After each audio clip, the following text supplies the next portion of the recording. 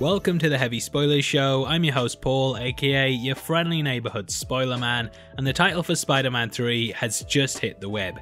Throughout this video we have a ton of things to unpack, and we're going to be going over the initial trolling, the title itself, and the first looks at the film that have a lot going on in them.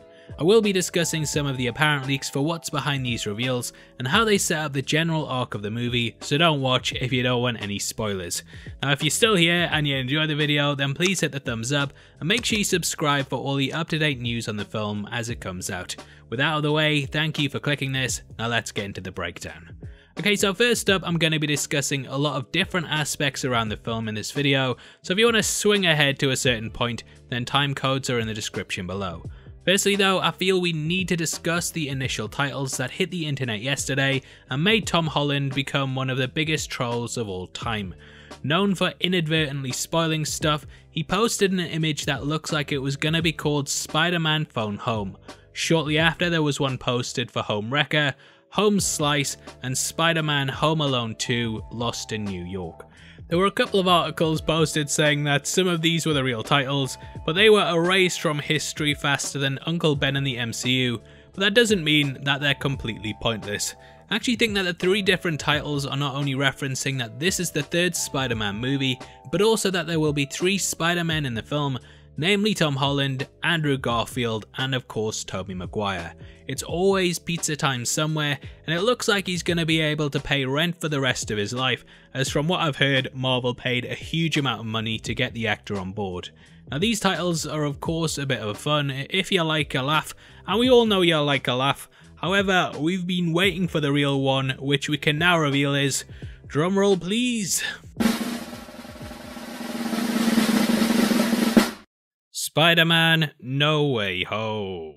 So no, Homeworlds wasn't the title, but this actually seems more intriguing. Now it carries a hell of a lot with it, and it is possible that the film actually ends with Peter Parker crossing over into the multiverse. You might remember that when the Sony deal was first announced, that Kevin Feige said Spider-Man was the only character capable of crossing cinematic universes. Now what I kind of take from this is that Peter might actually end up in another dimension come the end of the film, and this will allow him to interact with Venom and Morbius. From this point he can play with the Sony characters for a bit, before potentially pulling them back into the main continuity. Evan Peters and the X-Men are likely being brought across through special means, so it makes sense that the Sony characters would come across in a different way too. If you've been following this stuff all day, then you'll know it was meant to be announced around 2 PM GMT, and then it got pushed back about 3 hours, and then it got pushed back again. I was literally sat on my laptop the whole time. As I was shutting it down, I shut it down and got the notification that it had been announced. I think a lot of people are going to have a lot of different interpretations on it, but let me know what yours is in the comments below, yeah. Okay, and as for the first look images, these actually have a lot going on in them. On the surface, it just seems like they're three shots of our three high school protagonists, but if that's what you think, yeah, then you're wrong, and get the hell out of here. Now, in the photos, there's Peter Parker, MJ in a lovely beanie and jacket combo, and Ned, who's looking trim. Man's lost weight. Now they appear to be in a dark and dusty rundown building, and throughout the shots it looks like they make their way into the basement before booting up their laptop. Now I don't know how they managed to get Wi-Fi in the worst part of the house, but I can imagine that they're looking over the internet to see the backlash that the reveal at the end of Far From Home has caused. Peter was of course ousted as Spider-Man, and I think this movie will very much be about the webhead coming to grips that he's now one of the most wanted men in Manhattan. After John Wick of course. Now there's that little dog saying this is fine meme on the laptop, and this of course is a nod to how Peter's entire world is crashing down around him. Though initially it doesn't seem like there's anything too big of a reveal in the images. If you spend your life just staring over things like I do because you don't have a life, then you'll notice a lot of things going on. Now come here and have a look, have a proper look. Now, are you looking? Now look closely at the floor, yeah? And you'll notice there's a distinct pattern on it. There's also lampshades there, and both of these are key features in Doctor Strange's Sanctum Sanctorum. The place looks very run down, and it's likely that Strange hasn't really had the time to give it a proper clean after the events of the Snap and WandaVision, which yeah, the guy's definitely going to be in it. Now from what I've heard on the film, Peter goes to Strange at one point in the movie and asks to help him cover up his identity. Things have gotten far too tough, and Strange agrees that it's a lot for the character, so he erases the knowledge from everyone's mind on the planet.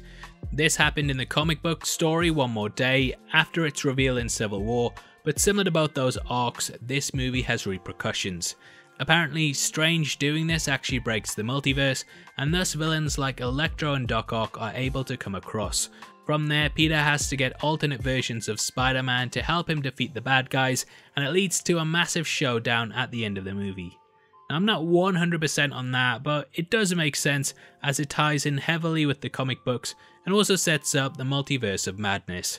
We've also seen behind the scenes looks where Peter is going about his day anonymously, which I don't think would happen if everyone knew that he was in fact Spider-Man. In the photographs we can also see what looks to be the shadow of a head and the three looking up the stairs to what is likely Strange at the top of them. Therefore I do think it lines up, but let me know if you've heard differently. And we also learned that there are some courtroom attendees that are currently being cast, and thus it seems like the stories about Matt Murdock being Peter Parker's liar could indeed be true. Again, I'm not 100% on that, but it does make sense, and in terms of Daredevil being in the film, there are rumours going around at the moment that he will be appearing in a comic book accurate costume. I actually really like the Netflix look that the character had, so I kinda hope it's not too big of a deviation from that. The black and red worked really well for me, and if worst comes to worst, I hope they at least bring the cowl across.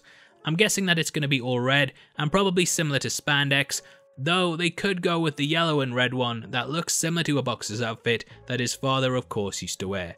Now I really hope this ties in with the Netflix shows, as I love most of them, yeah, even the bad ones. Daredevil was actually very good I thought, and I absolutely loved the first season of Jessica Jones, The Punisher and Luke Cage. It's also rumoured that Jones and the Punisher will be making their way over to the MCU in some form or another, and hopefully the other characters come across too, as though they weren't all amazing, I think there's a lot that the studio can do with them. As for the first look and title, I think it's awesome that they finally let us know exactly what's going on. I was expecting stuff to come out at the end of WandaVision, and who knows, Tom Holland might even appear in it in some form or another. I know that's a long shot, but the show is supposed to be setting up the events of this film and Doctor Strange too, so there's definitely a possibility that it could come down the line at some point. Tom Holland is one of the biggest stars in the world right now, and though I'm not sure if I'm allowed to talk about Cherry yet, I did get to see it early and he's done a really great job of crafting himself out as an actor, so I think a lot of people will enjoy it, and of course Spider-Man 3. Obviously, I'd love to hear your thoughts on the title and the first look images, so make sure you comment below and let me know.